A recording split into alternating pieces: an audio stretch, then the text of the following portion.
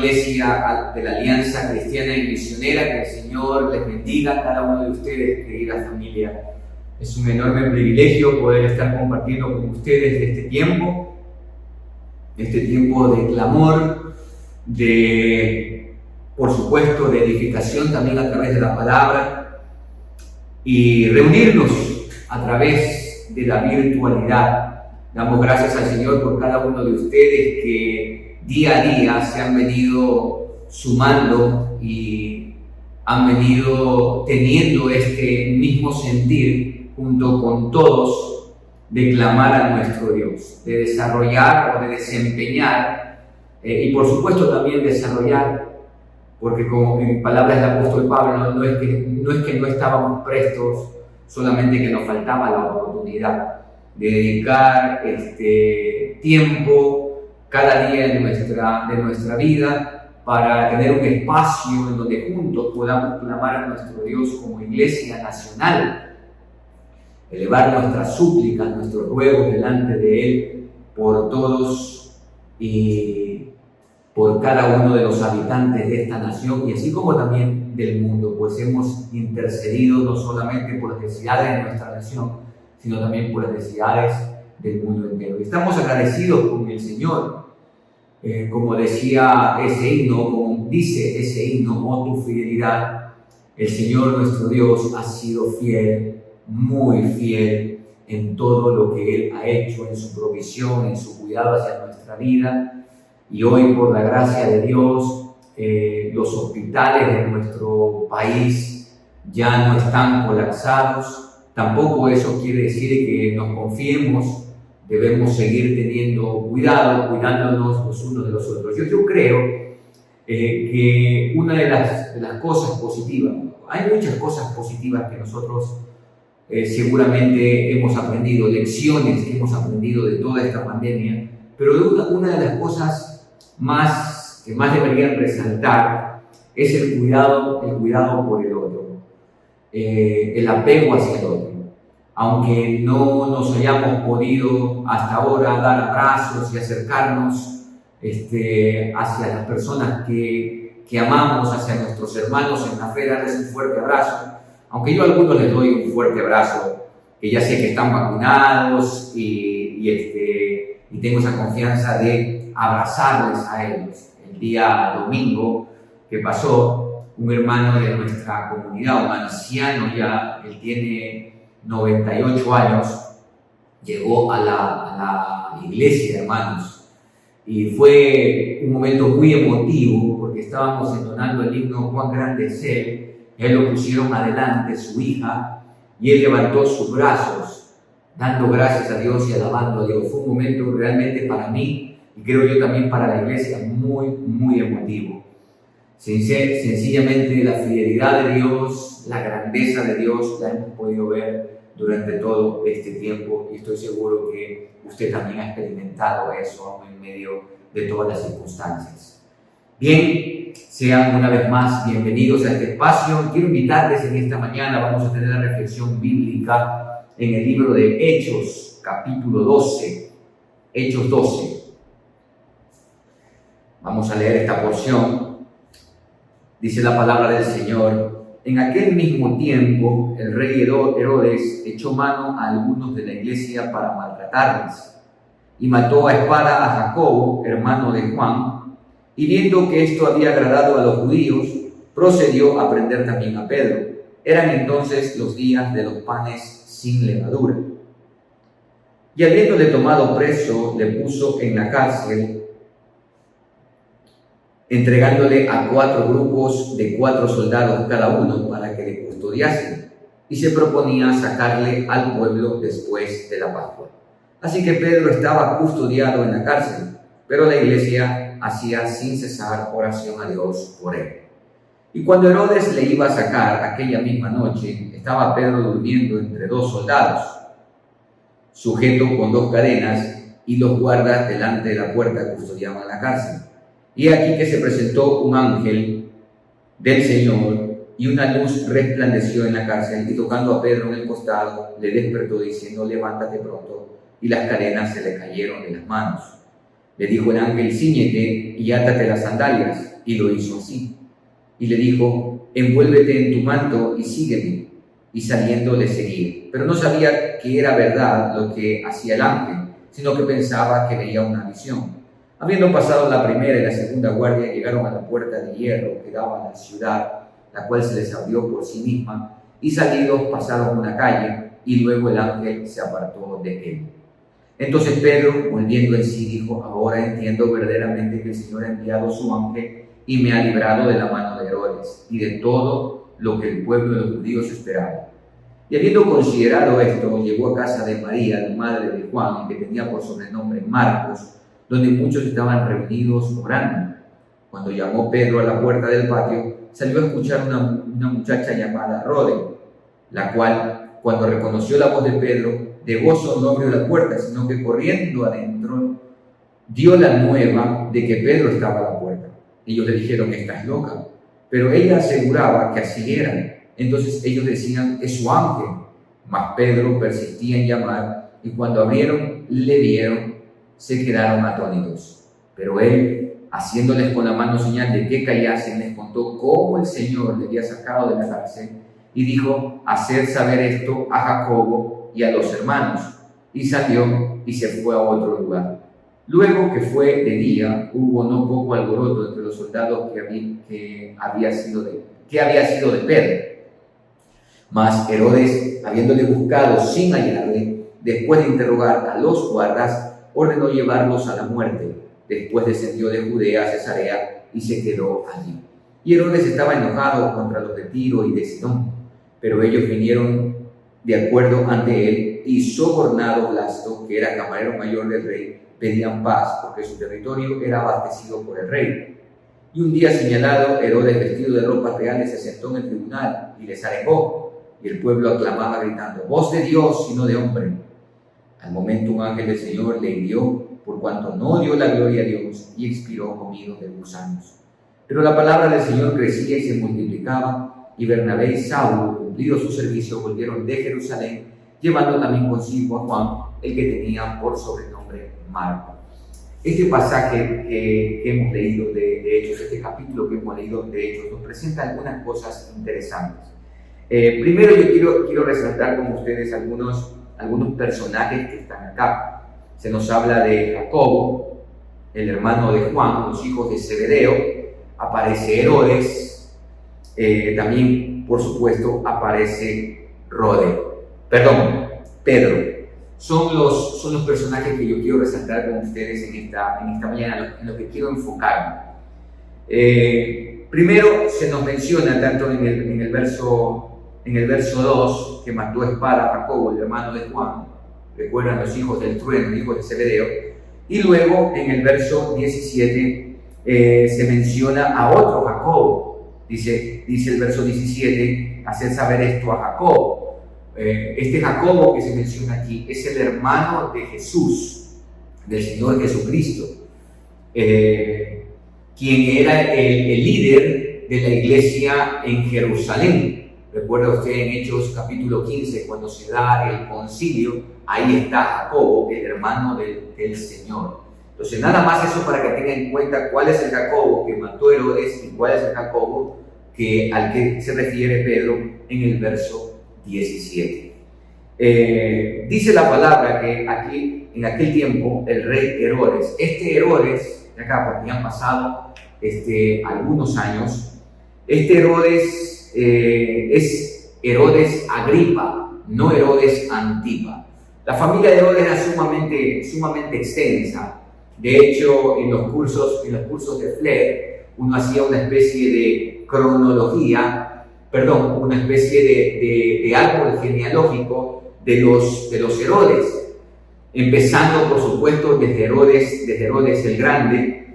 Esta familia, cuando uno la estudia, llega a la conclusión, todos llegarán a la conclusión de que era una familia con un sinnúmero de problemas, y entre todos ese sinnúmero de problemas tenían como característica la corrupción y la inmoralidad. Recuerda usted que el Herodes que mató a Juan el Bautista y que posteriormente también se burló del Señor Jesucristo,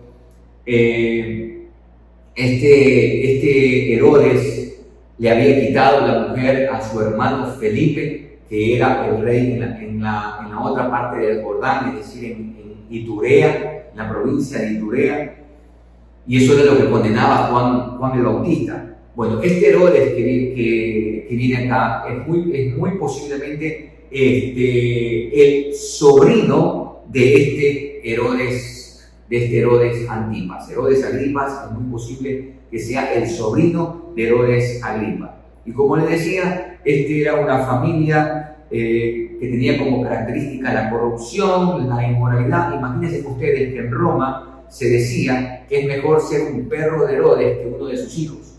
¿Por qué mencionaban esto? Porque a Herodes no le importaba quitarle la vida a un hijo si un hijo representaría un peligro para su trono, para su reino. Y dice la escritura acá que este Herodes tomó mano a algunos de la iglesia para maltratarlos. Se ensañó con los hermanos que seguían al Señor Jesucristo. Se ensañó con los discípulos de Jesús. Y dice que a uno de ellos, en este caso a Jacobo, el hermano de Juan, lo mató, muy posiblemente por decapitación.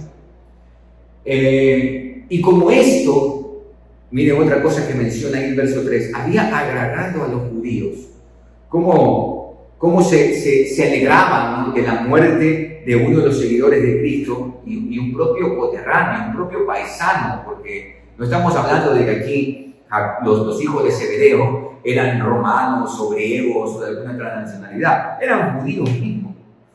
Y sin embargo, ellos se habían alegrado de la manera como había actuado Herodes, y como se había alegrado el pueblo, entonces Herodes también tomó preso a Pedro. Solamente, yo quiero detenerme un poquito en este personaje, en este Herodes, porque solo porque le agradó a los judíos la muerte de Jacobo, quiso hacer lo mismo con Pedro. Sí, es verdad que el verso 6 dice, y cuando Herodes le iba a sacar, pero no nos dice más Lucas por qué le iba a sacar y por qué le iba a sacar en la noche. ¿Sí?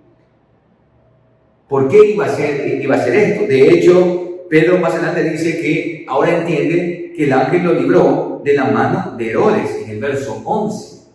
Entonces, muy posiblemente por estos pasajes podríamos llegar a la conclusión de que Herodes también pretendía matarlo, ya que había agradado. Miren que era un gobernante endiosado, ¿no?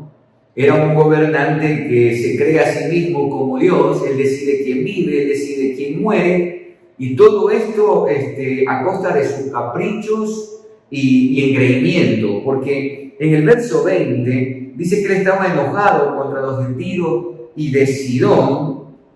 ¿Por qué estaba enojado? Muy posiblemente había una cuestión ahí de cuestiones de impuestos. Parece que se habían resistido a las políticas de este Herodes, y como era un gobernante engreído, él se había dejado de mandarles la mesada, había dejado de un lado estos dos lugares, Tiro y Sidón, que eran parte de su tetrarquía, porque él tenía también dominio sobre esto. Incluso dice acá que él había bajado a Cesarea de Filipo, Cesarea Marítima, no Cesarea de Filipo. Cesarea de Filipo geográficamente quedaba mucho más arriba de Cafarnaúm. En cambio acá, Cesarea Marítima, por supuesto, estaba al borde del mar Mediterráneo, una ciudad hermosísima que había construido Herodes el Grande. Ahí había todo un puerto marítimo fabuloso que por algunos terremotos lo tiraron abajo. Yo tuve la oportunidad, juntamente con mi esposa, estuvimos allá, viajamos para hacer un diplomado en arqueología bíblica y pudimos conocer esa impresionante edificación. Entonces había bajado a Cesarea Marítima y dice que allí vinieron los de Tiro y Sidón a pedir paz. Y dice porque el territorio era abastecido por el rey, claro, por un rey caprichoso, un gobernante caprichoso, un gobernante engreído. Les había cortado el suministro porque no hacían lo que él quería. Y un día dice, sentado Herodes, vestido con ropas reales, se sentó en el tribunal y les arengó, propio de un tirano, propio de un gobernante ensimismado, propio de un gobernante que se ha elevado a la categoría de Dios. Y miren cómo es el pueblo, ¿no? Cómo el pueblo manipula también las cosas para sacar provecho de esto. Dice que el pueblo clamó voz de Dios y no de hombre. E inmediatamente, como ustedes ven, un ángel lo hirió y dice que expiró comido de gusanos. Amados, es importante tener en cuenta que por lo general, cuando nosotros vemos los gobernantes, ¿no? Sean estos faraones, llámese reyes, hijos de los dioses, emperadores, etc. El poder es un gran problema, el poder tiene un efecto adictivo. La gente no quiere dejar el poder, porque el poder de alguna forma a las personas inseguras les da un poco de seguridad, falsa, pero les da seguridad.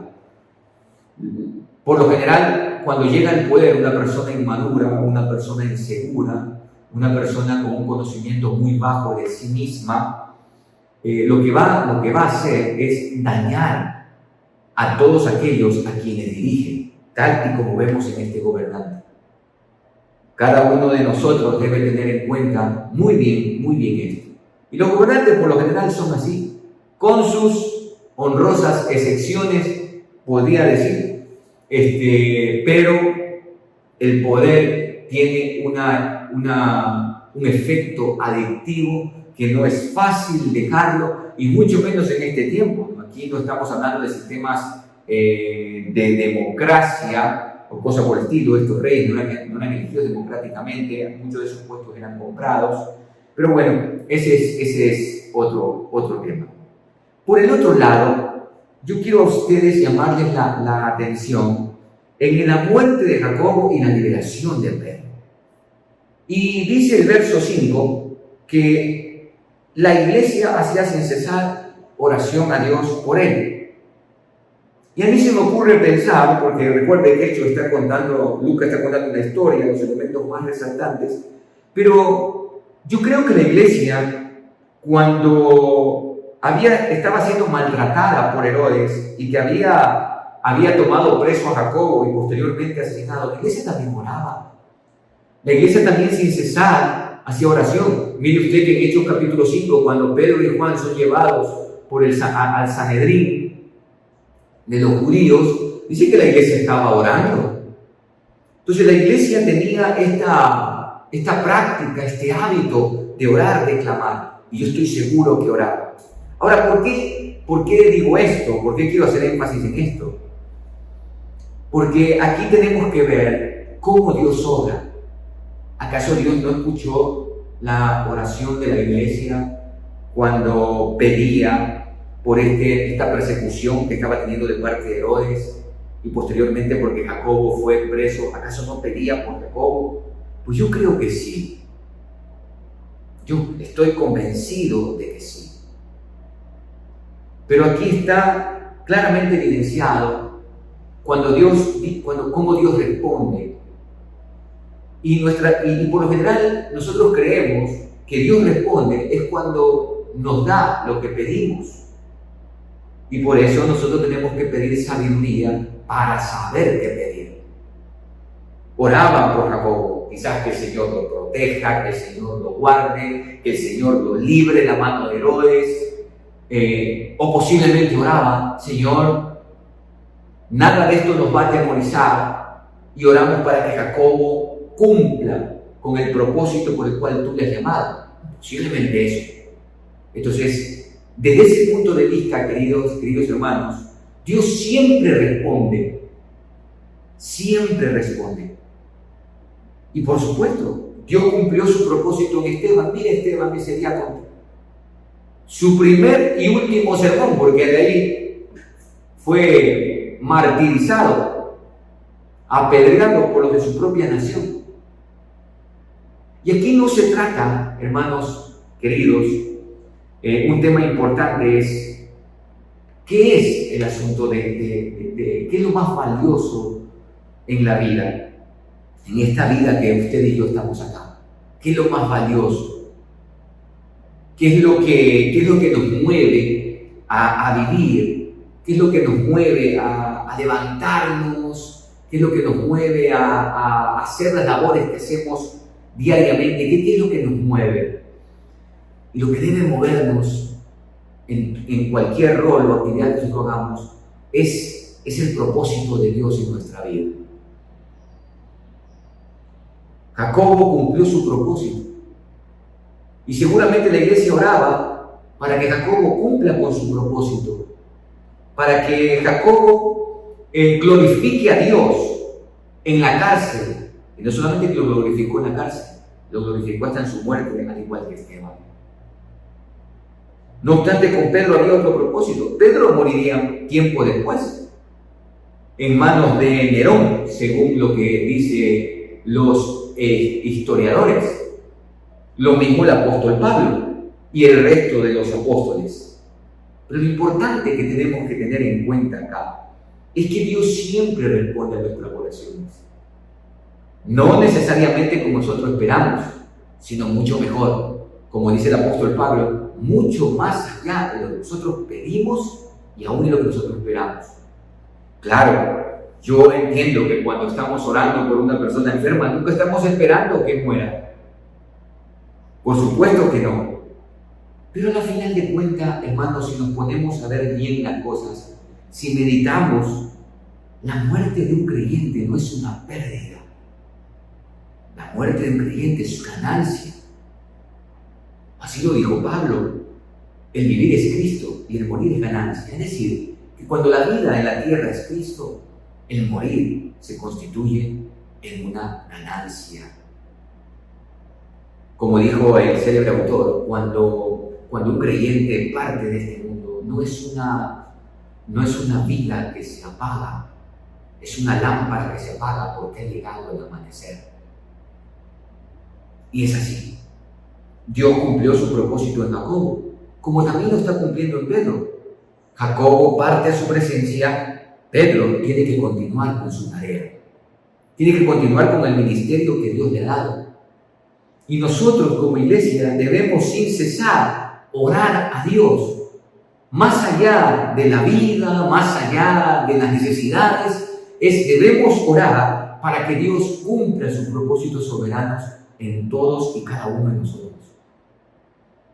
En eso hemos de esforzarnos, en eso hemos de pedir sabiduría para que Dios nos dé entendimiento de a qué es lo que nos ha llamado, cuáles son las riquezas que Él ha preparado por nosotros y el poder que nos ha dado para testificar, para glorificar su nombre mientras estamos en este mundo. Posteriormente, Pedro sale de la cárcel de una forma milagrosa. No entiende absolutamente nada, piensa que está teniendo una visión, luego se da cuenta que esto es real y parte acá a la casa donde están los hermanos orando, donde están los hermanos pidiendo, están los hermanos clamando. Y bueno, los hermanos quedan absortos. ¿Por qué estaban pidiendo, no? Porque si yo estoy pidiendo ser librado de la cárcel, tengo que estar esperando eso. Sin embargo, Rode de la emoción, ni siquiera abrió la puerta y le fue a decir a la gente, Pedro está acá. ¿Cómo? No, que estás loca, le dicen. A mí me llama mucho esto la atención y podríamos decir muchísimas cosas. Todo caerá en el terreno de la especulación. Pero qué interesante lo que menciona el texto bíblico acá. Y posteriormente la muerte de estos soldados en manos de este gobernante engreído, ensimismado, a sí mismo, valga la redundancia, como Dios. Y sobre todas las cosas, este capítulo 12 termina con un pero. Es decir, a pesar de que la iglesia está siendo maltratada a manos de este gobernante ensimismado, engreído, que ha matado a uno de los apóstoles, ¿sí?, a Jacobo, hermano de Juan, uno de los hijos del trueno, a pesar de que Pedro, su vida está en peligro y ahora tiene que huir porque su vida está en peligro, a pesar de que el que gobierna, quien reinaba en ese entonces, es un gobernante engreído, caprichoso, ensimismado, asesino, entre otras cosas, inmoral, corrupto. A pesar de todo eso, hermanos, verso 24, la palabra del Señor crecía y se multiplicaba. Maravilloso. Las puertas del infierno, las puertas de la muerte no prevalecen contra la iglesia. Aquí vemos muerte.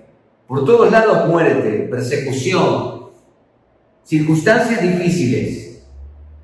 Pero lo más importante es que no hay ninguna circunstancia que pueda prevalecer ante la proclamación de la palabra.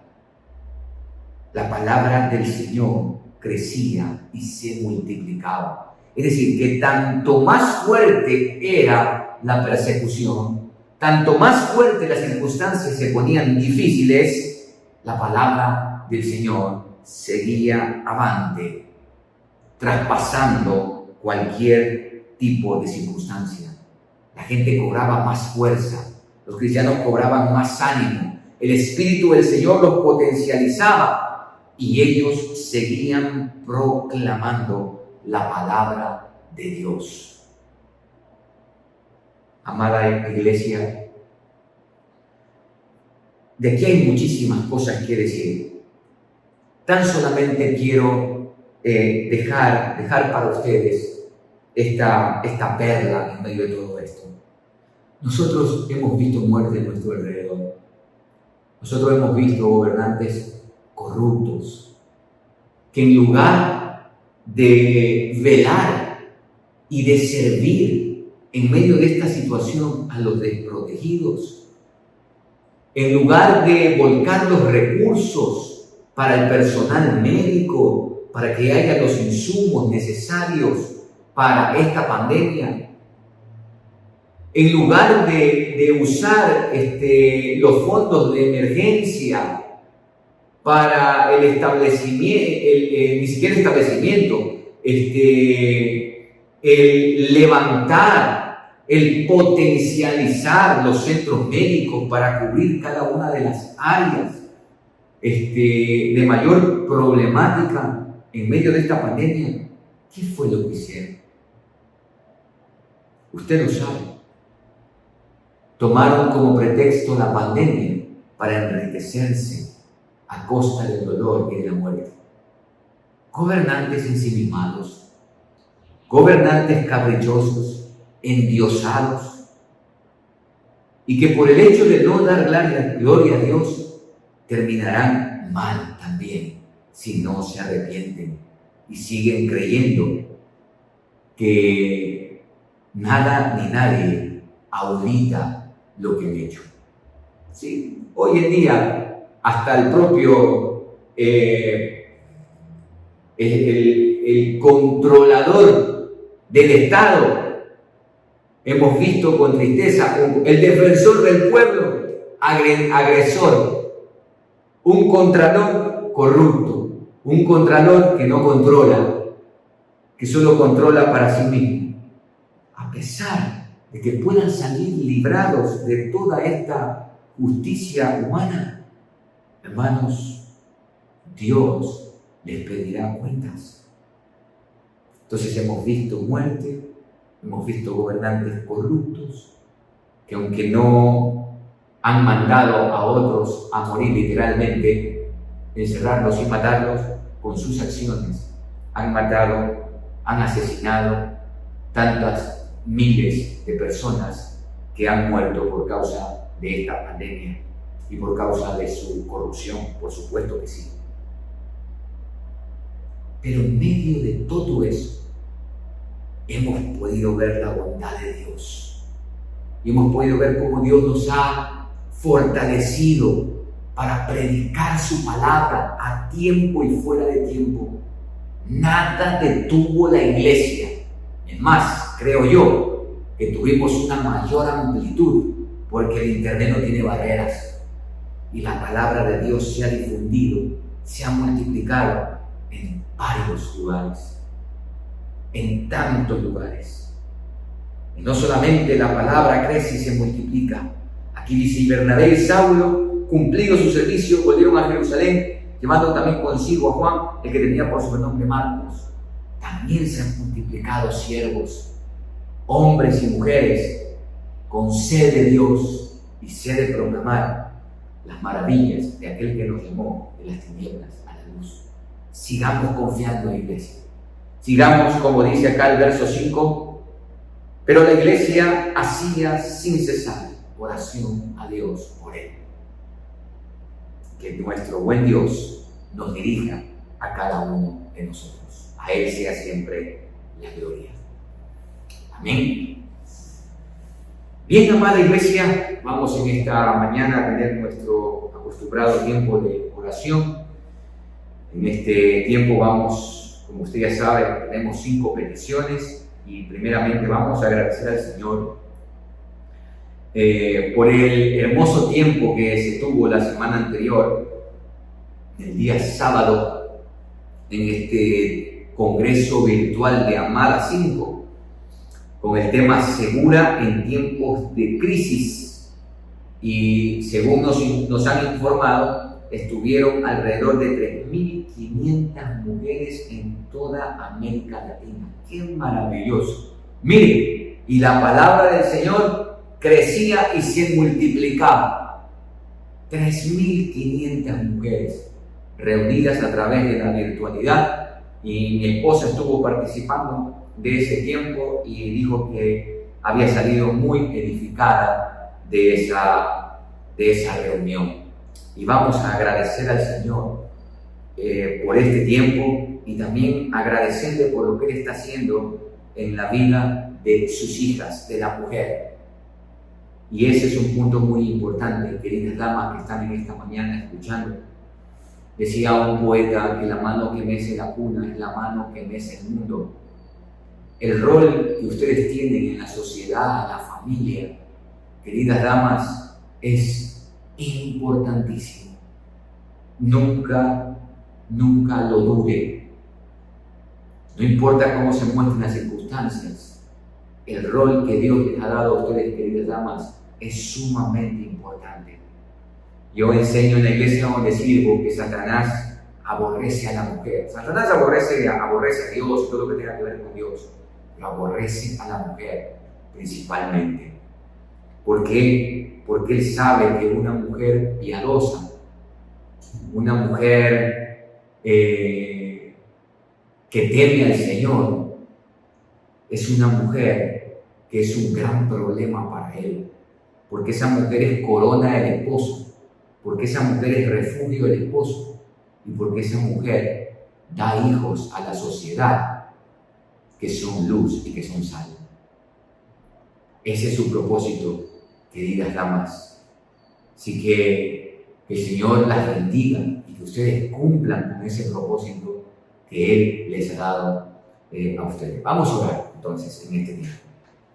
Padre, muchas gracias queremos darte en esta mañana por el hermoso tiempo que tuvieron estas 3.500 mujeres en toda América Latina. Te agradecemos por la expositora, por lo que tú pusiste en su corazón, por lo que ella compartió de cómo la mujer puede estar segura en los tiempos de crisis. Y oramos para que esa palabra tuya que fue predicada, que fue dada, se encarne en el corazón de cada una de las mujeres que participaron y vivan confiadas en aquel que es el castillo fuerte, en la roca eterna. Señor, bendice a la mujer. Padre, que ellas puedan descubrir en ti no solamente su propósito, que ya eso es bastante, sino también en ti la seguridad que necesitan.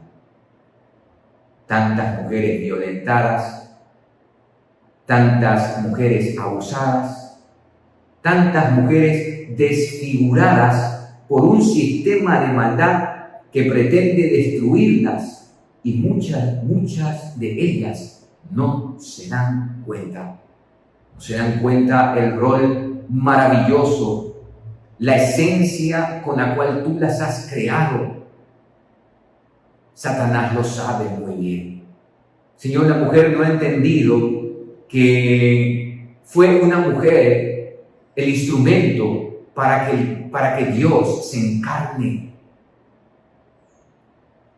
y haya traído perdón, redención a la humanidad y a toda la creación. Todavía no han entendido su rol de refugio, de fortaleza, de ayuda, de corona. Señor, bendice a la mujer, bendice a tus hijas y que ellas se apropien de lo que tu palabra dice con respecto a ellas. Que no vivan de los likes de Facebook, de Instagram, de TikTok, entre otras cosas.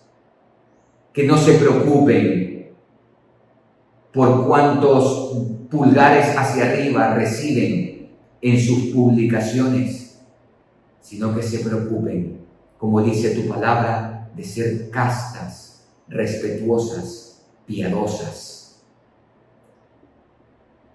amantes de ti y de sus casas. Gracias, Padre, por la mujer. Gracias por este tiempo que ellas tuvieron, en el cual pudieron ser edificadas, animadas, levantadas para la gloria y la honra de tu nombre en Cristo Jesús. Amén y amén. En este segundo tiempo vamos a orar por las familias venezolanas que permanecen en las calles de las principales ciudades de nuestro país. Si bien es cierto, el gobierno actual busca regularizar algunas de estas familias, no obstante, amados, tanto más se regularizan, tanto más siguen llegando, porque la situación en Venezuela sigue siendo crítica. Oremos para que Dios tenga misericordia del Ecuador, porque, hermanos queridos, no es que nuestro país tiene fuentes de trabajo, no las tiene. Si ni para los nuestros hay. ¿Cuántos jóvenes en la congregación donde yo sirvo, profesionales, están sin trabajo? Y es triste ver que hay muchos empresarios, muchas personas que toman a estos venezolanos y como no tienen necesidad de asegurarlos, les dan empleo a un bajísimo costo, abusando de los extranjeros y también abusando de sus propios compatriotas. El mismo fenómeno que sucede en los Estados Unidos, que criticamos con algunos de los países de Europa, que abusan del inmigrante. De la misma manera lo hacemos también nosotros. Ahí están las incongruencias en el ser humano, ¿no? Que criticamos algo, pero nosotros también lo hacemos de la misma manera. Oremos para que Dios tenga misericordia de ellos y por supuesto también del Ecuador. Padre, en este segundo tiempo queremos rogarte por todas las familias que día a día tratan de emigrar a nuestro país. Oramos por estas familias venezolanas, por las que ya están acá y por las que se pretenden ya regularizarlas, de tal manera que su estadía aquí en esta nación no tenga complicaciones. Y te rogamos, Señor, en el nombre de Jesús, que ellos hagan el bien en esta tierra. Sí, Señor. Es triste ver que algunos se han dedicado a la delincuencia, al asesinato, entre otras cosas. Y hay, sí, Señor, honrosas familias que están trabajando y te pedimos, Padre, que tú les ayudes, que tú les sostengas, pero también oramos para que ellos sean o tengan esa corresponsabilidad de sus propios ciudadanos y los puedan ayudar a los que siguen inmigrando. Señor, la situación en nuestro país es crítica también. No hay trabajo para los nuestros. ¿Cómo hemos de decir para los de fuera? Claro, muchos de ellos consiguen, pero ¿a costa de qué, Señor? A costa de un salario muy bajo. Y ellos lo aceptan porque no tienen nada más que... Es preferible recibir algo a no recibir nada. Pero oramos, Señor, para que esta situación sea regularizada, primeramente las familias que están, pero oramos para que los empresarios, si los van a contratar, los traten como a sus propios conciudadanos, como a prójimos, Señor. Y aquellos padres que todavía están en las calles y que seguirán estando en las calles, oramos para que seamos movidos a misericordia. No soy, Señor, tú lo sabes muy bien, no soy partidario de dar dinero a la gente que está en la calle. Y yo no oro, Señor, para que la gente dé dinero a los que están en la calle. Oro más bien, Señor, para que seamos movidos a misericordia. Y quizás les demos un alimento. No nos va eso a empobrecer, más bien nos va a enriquecer, porque tu palabra dice, bienaventurado el que mira, el que vela, el que atiende al pobre. En el día malo le librará el Señor. Oramos por esto, Señor. Ponemos esto delante de ti en el nombre de Jesús. Amén y amén. En este tercer tiempo de oración, hermanos, vamos a orar por esta delincuencia organizada que está en nuestro país. Usted sabe cómo las provincias de acá, de Manabí, el Guayas, el Oro, los ríos, mayormente, hermanos, las redes de narcotráfico están haciendo de las suyas en todo lo que tiene que ver con nuestras costas. Vamos a orar, hermanos, pidiendo a Dios que tenga misericordia de todo esto y todo lo que el narcotráfico implica, porque no solamente nosotros somos un país, un canal de distribución, nosotros no producimos drogas, somos un canal de distribución, pero los tentáculos del narcotráfico no solamente es en los pescadores que usan sus pangas para llevar la droga en la mar, sino que también tiene que ver con el lavado de dinero, entre otras cosas. Y oremos, hermanos, por esto a nuestro Dios, que Él tenga misericordia. Padre, ahora queremos pedirte por tu protección. Señor, tu palabra dice que si tú no guardas la ciudad, en vano vela la guardia. Entregamos nuestra nación a ti, lo hemos hecho siempre, Señor. Y pedimos, Padre, en el nombre de Jesús, tu protección. Señor, el Ecuador está siendo inundado desde la cárcel. Señor, desde la cárcel mandan a matar. Se ha desatado una violencia producto del narcotráfico, producto de el pelearse los territorios. De una forma, se ha desplegado de una forma rápida, violenta. Señor, ten misericordia de nosotros, y especialmente de nuestra provincia de Manabí, del Oro, de Guayas, los ríos, el puerto de Guayaquil, el puerto de aquí de Manabí, el puerto de Pozorja, Señor, en el nombre de Jesús, ten misericordia. Padre, lo terrible es que el narcotráfico es tan poderoso que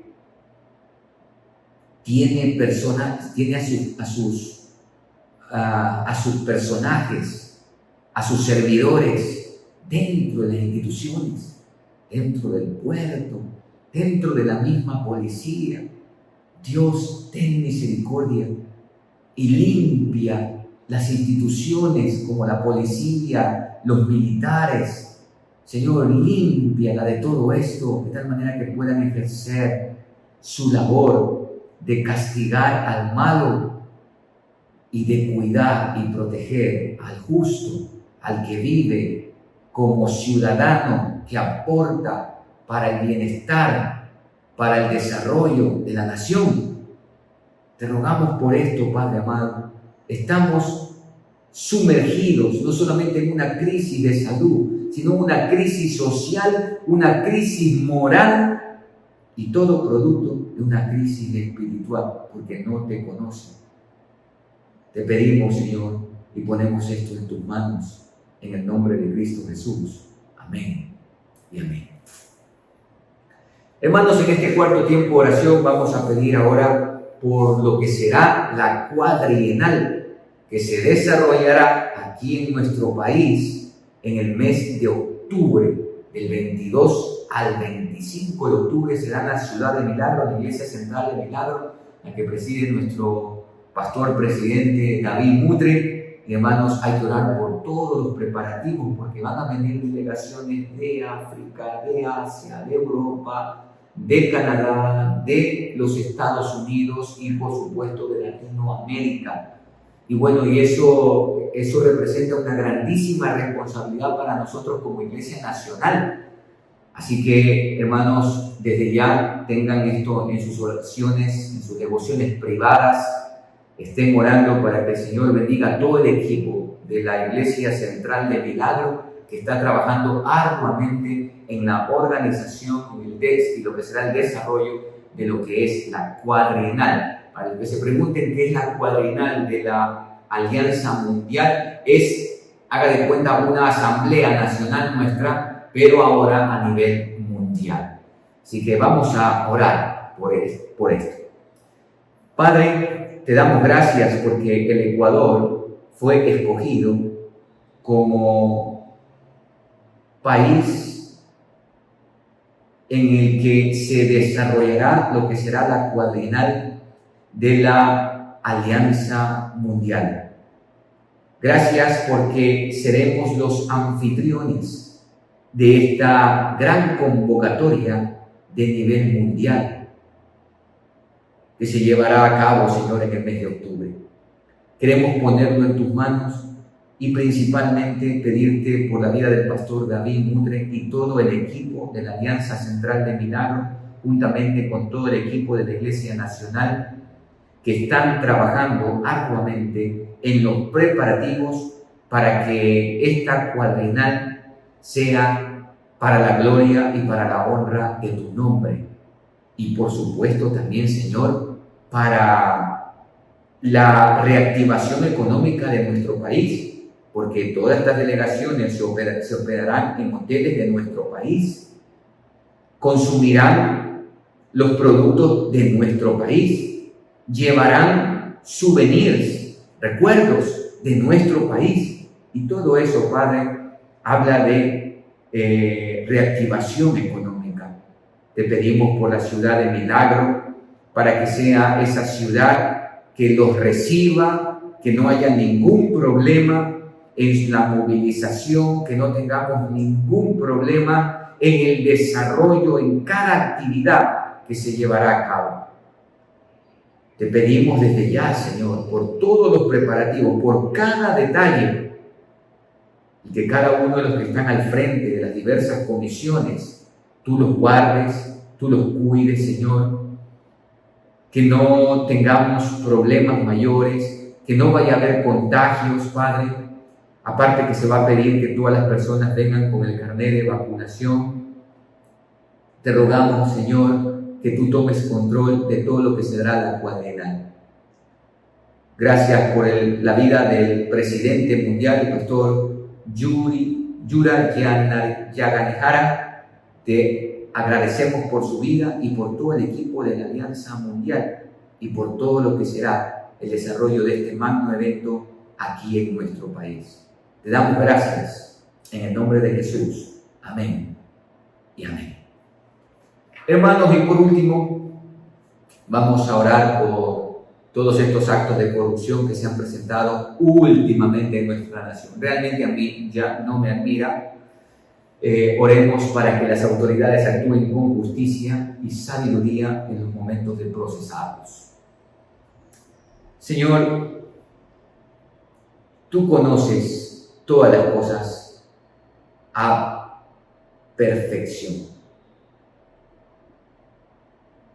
Los jueces no conocen las cosas perfectamente y no tienen la capacidad de ver lo que sucede y mucho menos conocer las motivaciones con las que se actúa. Tú sí, Señor. Te pedimos con todo nuestro corazón que tú concedas a las autoridades un sentido de temor de ti primeramente. Sí, Señor. De saber que si están en un puesto de autoridad, ellos van a dar cuenta del uso que han hecho de esa posición. Y oramos, Padre, porque hemos visto tanta corrupción y tristemente unos pocos procesados con penas que dan vergüenza. Sí, Señor. Y oramos, Padre, para que esas autoridades actúen en base a la ley. Ni siquiera, Señor, te pido que ellos actúen en base a la justicia tuya, establecida en tu palabra, sino a la justicia humana, a lo que tienen en la ley. Y concédele, Señor, ese sentido de justicia, esa empatía con el pobre, el desamparado, que ha sufrido violencia de parte de estos gobernantes corruptos, autoridades corruptas.